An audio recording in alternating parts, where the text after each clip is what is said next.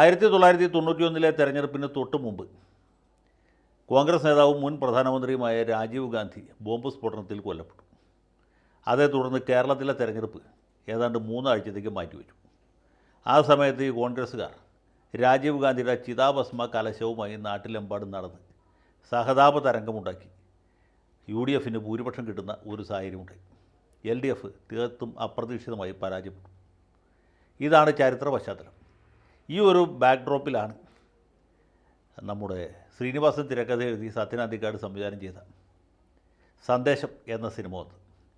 തെരഞ്ഞെടുപ്പ് പരാജയത്തെക്കുറിച്ച് പാർട്ടിയുടെ താത്വിക ആചാര്യനായ കുമാരപിള്ള സാർ നടത്തുന്ന അവലോകനം നിങ്ങൾക്ക് എല്ലാവർക്കും ഓർമ്മയുണ്ടാവും എന്ന് ഞാൻ വിചാരിക്കും. അത് കാണാത്തവർ ആരും തന്നെ ഉണ്ടാകുകയില്ല മലയാളികളിൽ.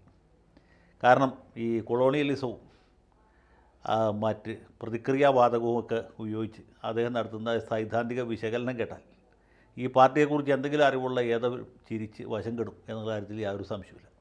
മാർക്സിസ്റ്റുകാർക്ക് ഏറ്റവും വിരോധമുള്ള ഒരു സിനിമ കൂടിയാണ് സന്ദേശം. സന്ദേശത്തിൽ CPM മാത്രമല്ല കോൺഗ്രസ്സുകാരെയും നന്നായിട്ട് വാരിയിട്ടുണ്ട്. പക്ഷേ കോൺഗ്രസ്സുകാർക്ക് അതിൽ പ്രത്യേകിച്ച് ഒരു പരാതിയില്ല, പരിഭവമില്ല. ആ ദൃശ്യങ്ങൾക്കൊന്നും വലിയ പ്രാധാന്യവും കിട്ടിയിട്ടില്ല. അത് സിനിമയിൽ വളരെ പ്രധാനമായിരുന്നെങ്കിലും യൂട്യൂബിൽ അത് കാണുന്നവർ വളരെ കുറവായിരിക്കും. നേരെ മറിച്ച് എന്തുകൊണ്ട് തോറ്റു എന്ന വിഷയത്തെക്കുറിച്ച് കുമാരപിള്ള സാർ നടത്തുന്ന ഈ താത്വിക വിശകലനം വീണ്ടും വീണ്ടും കേൾക്കുന്നവരാണ് മലയാളികൾ. ഞാനിപ്പോൾ ഇത് പറയാൻ കാര്യം എന്ന് വെച്ചാൽ ഈ 1992 റിലീസായ സിനിമ ഇന്നേ ദിവസവും വളരെ പ്രസക്തമായിരിക്കുന്നത് എന്താ വെച്ചാൽ MA ബേബിയെ പോലെ അല്ലെങ്കിൽ MV ഗോവിന്ദൻ മാഷിനെ പോലെയുള്ള ചിന്തകന്മാർ ഈ പാർട്ടിയിലുള്ളതുകൊണ്ടാണ്. ഇവരുടെ ഓരോ വിശകലനങ്ങൾ കേൾക്കുമ്പോൾ നമ്മൾ വീണ്ടും ശങ്കരാടിയെ ഓർക്കും, കുമാരപിള്ള സാറിനെ ഓർക്കും, ശ്രീനിവാസനെ ഓർക്കും, സത്യൻ അന്തിക്കാടിനെ ഓർക്കും. ഈ നാട്ടിൽ കോവിഡ് പൊട്ടിപ്പുറപ്പെട്ട സമയത്ത് ബേബി സഖാവ് നടത്തിയ ഒരു വിശകലനം നിങ്ങൾ ഓർക്കുന്നുണ്ടാവും.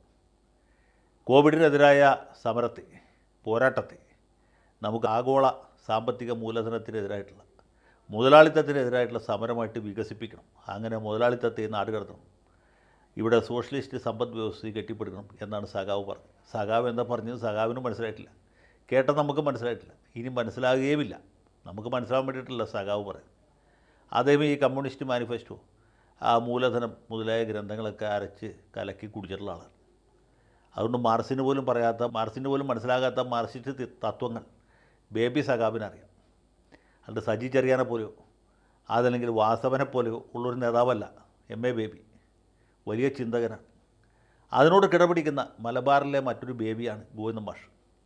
ഗോവിന്ദൻ മാഷിൻ്റെ താത്വിക വിശകലനങ്ങളൊക്കെ നമുക്ക് ഏവർക്കും വളരെ കൗതുകം ജനിപ്പിച്ചിട്ടുള്ളതാണ്. അദ്ദേഹം സംസ്ഥാന സെക്രട്ടറി ആയതിനു ശേഷമാണ് പുള്ളിക്ക് ഇത്രയും പ്രതിഭയുണ്ടെന്നുള്ള കാര്യം ഈ നാട്ടിലെ 3.5 കോടി മലയാളികൾ തിരിച്ചറിഞ്ഞു. പുള്ളിയുടെ ഏറ്റവും പുതിയ വിശകലനം ഈ നിർമ്മിത ബുദ്ധിയെക്കുറിച്ചാണ്. ആർട്ടിഫിഷ്യൽ ഇൻ്റലിജൻസിൻ്റെ കാലത്ത് സോഷ്യലിസത്തിന് എന്താണ് പ്രസക്തി എന്ന് ചില കൊജ്ഞാണന്മാർ ചോദിക്കാൻ തുടങ്ങിയിട്ട്. പക്ഷേ മാഷിന് അതേക്കുറിച്ച് യാതൊരു സംശയമില്ല. മാർക്സ് ഈ കാര്യം നേരത്തെ തന്നെ കണ്ടെത്തിയിട്ടുണ്ടെന്നാണ് മാർക്സിനേക്കാൾ വലിയ മാർക്സിസ്റ്റ് പാർട്ടി സംസ്ഥാന സെക്രട്ടറി ഗോവിന്ദൻ മാഷ് പറയുന്നത്. ഇദ്ദേഹം കുമാരപിള്ള സാറിന് പഠിക്കുകയാണെന്നുള്ള കാര്യത്തിൽ യാതൊരു സംശയം വേണ്ട. കുമാരപിള്ള സാറിൻ്റെ ശങ്കരാടി ഉണ്ടായിരുന്നെങ്കിൽ ഗോവിന്ദൻ മാഷിന് വെറ്റിലെ അടക്കം വെച്ച് ശിഷ്യത്വം സ്വീകരിക്കുമായിരുന്നു എന്ന കാര്യത്തിൽ യാതൊരു സംശയമില്ല.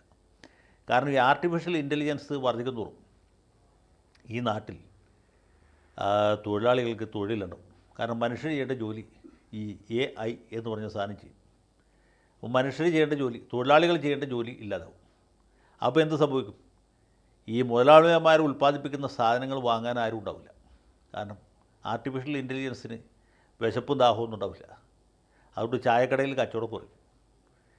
ഇനി സാധാരണ തൊഴിലാളിക്കാണെങ്കിൽ വാങ്ങിക്കാൻ പൈസയും ഉണ്ടാവില്ല.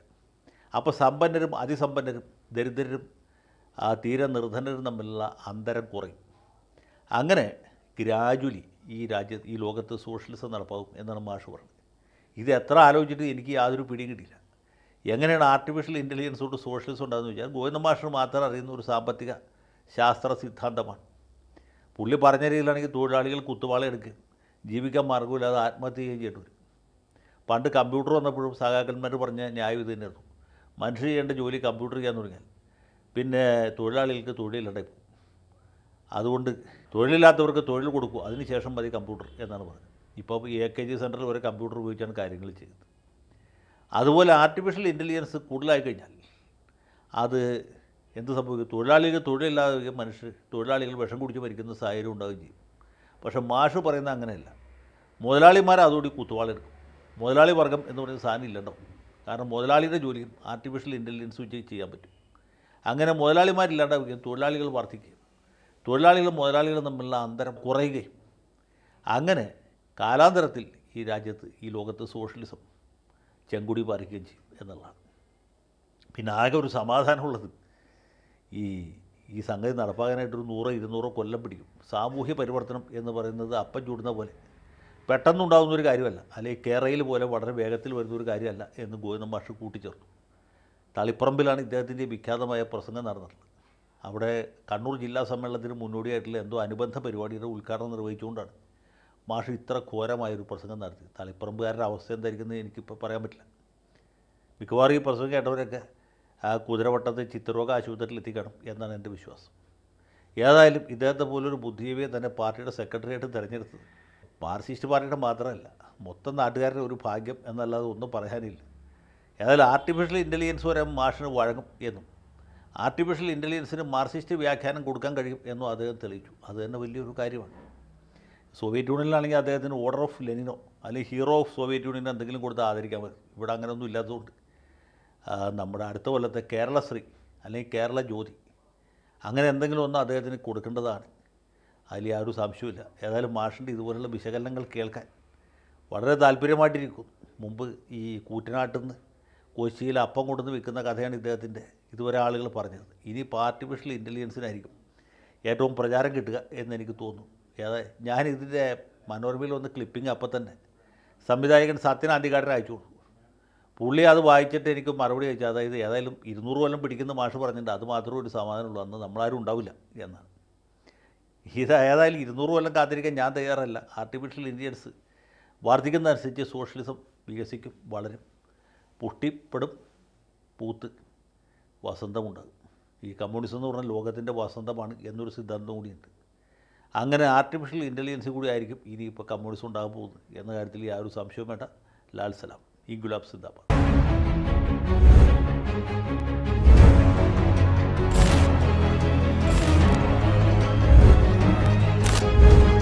കൂടുതൽ വാർത്തകളും വിശേഷങ്ങളും നിങ്ങളിലേക്ക് എത്താൻ ABC മലയാളം സബ്സ്ക്രൈബ് ചെയ്യുക, ബെൽ ബട്ടണും അമർത്തുക.